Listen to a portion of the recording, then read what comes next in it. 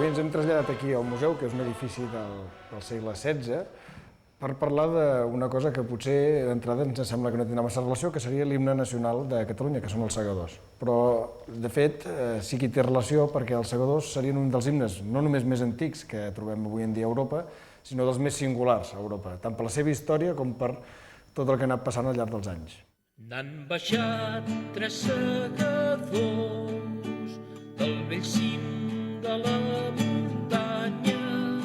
n'han baixat a l'Empordà, sols per fer-ne una segada. Segueu arran que la palla fa cara arreu i arran.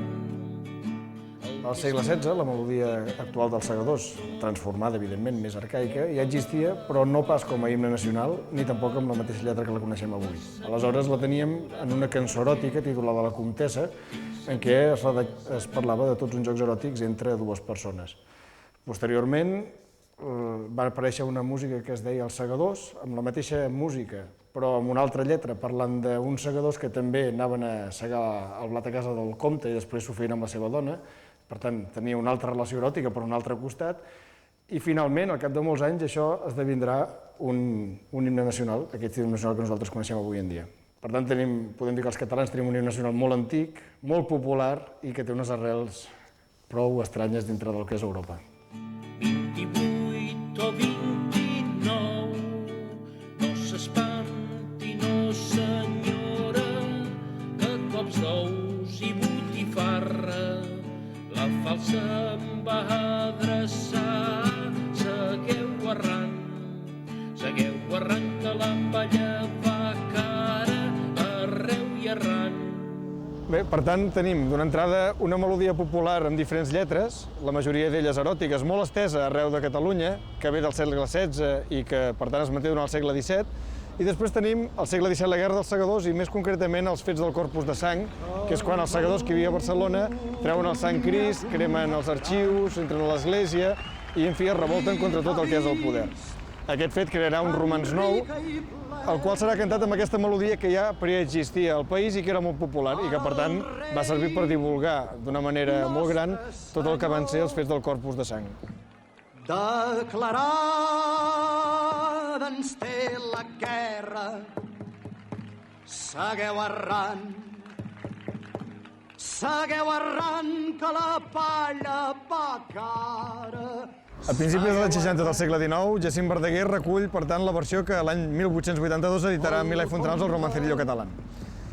La Renaixença i el Romanticisme, per tant, recuperen una part del que és tota aquesta tradició oral i cultura popular del país. Malgrat tot i ser editada, la versió dels segadors, Comtat Gran, no tindrà massa popularitat. No serà fins 10 anys més tard que Francesc Alió, que era músic, la publica en un cançoner. A partir d'aquest moment, la versió dels segadors començarà a ser cantada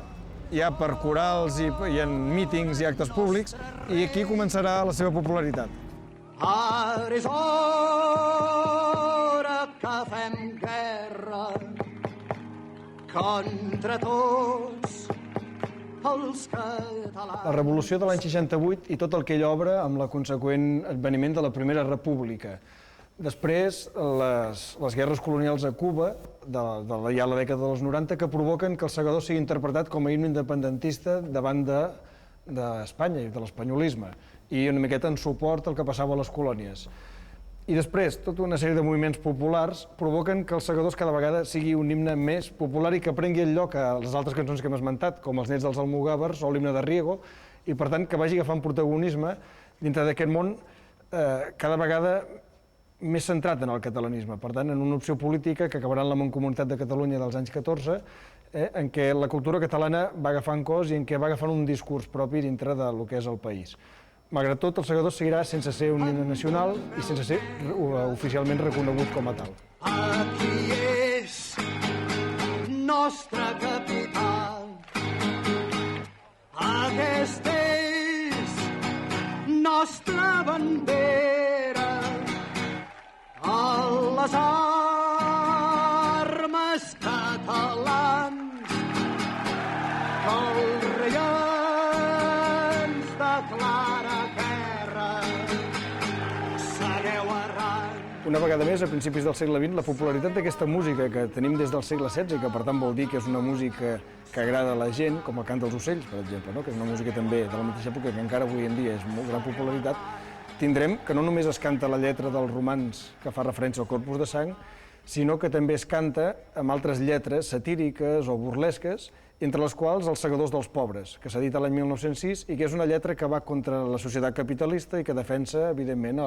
la classe popular. És a dir, que veurem com Els segadors es va introduint en les diferents capes de tota la societat, ja no només pel caràcter patriòtic, sinó també donant-li nous caràcters.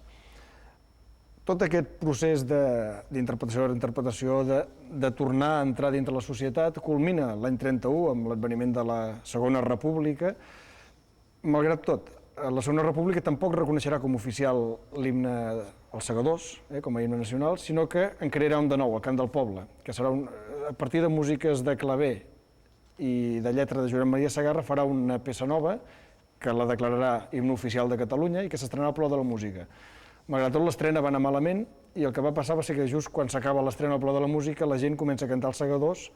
i això vol dir que el govern de la Generalitat ha de tirar enrere i que, per tant, el Cant del Poble deixa de ser himne oficial, però tampoc es nomena Els segadors himne oficial.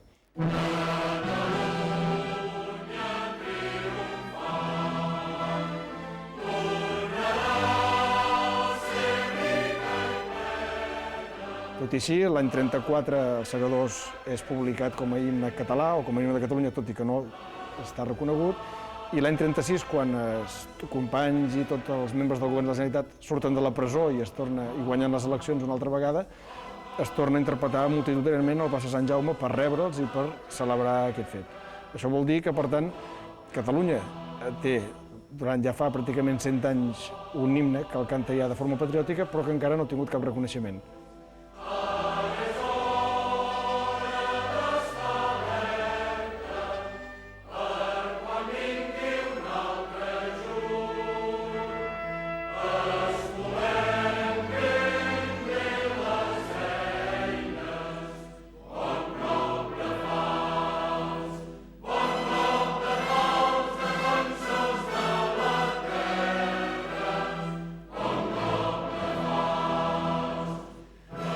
Amb la reinstauració de la Generalitat de Catalunya, per tant, i la transició democràtica, Els segadors torna a fer-se servir com a himne nacional i, per tant, recupera aquell rol que havia tingut a la República i aquell rol que havia iniciat a finals del segle XIX.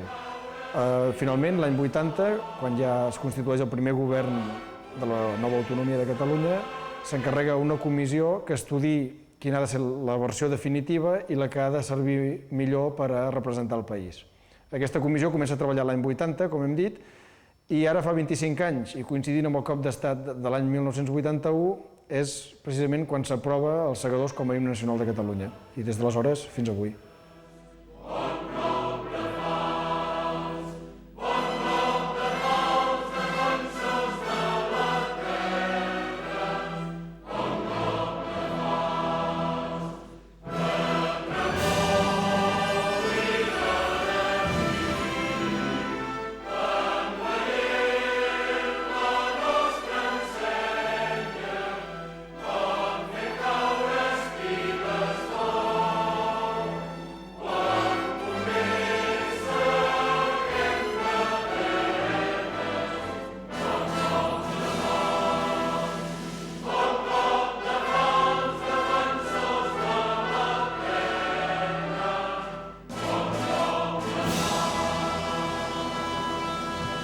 S'aixeca la sessió.